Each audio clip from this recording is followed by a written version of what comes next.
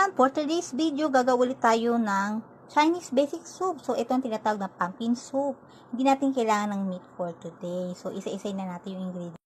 Meron tayong Jab steers, almond at isang dates. Ayan, konting almond lang yung need. Lotus seed. Yung lotus seed, ibinababad muna natin siya within 5 to 10 minutes. Kapag medyo malambutan ng konti, biyakin sa gitna. Meron diyang kulay green. Mapait po yun, tinatanggal po yun. Ayan.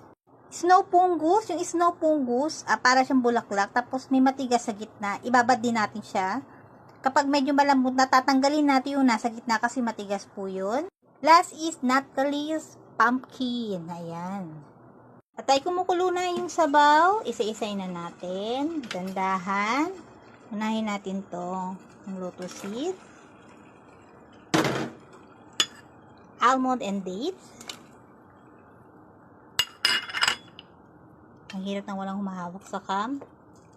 Jab steers. Parang white mung bean lang naman to. Pero pag sinearch mo sa Google, yun ang lumalabas. After 10 minutes, tsaka natin ilalagay yung pumpkin. Then after 10 minutes ulit, tsaka natin ilalagay yung snow fungus. Ayan. I think mga 20 minutes lang sila. Ayan. Dahil wala namang meat. Ayan. Thank you for watching.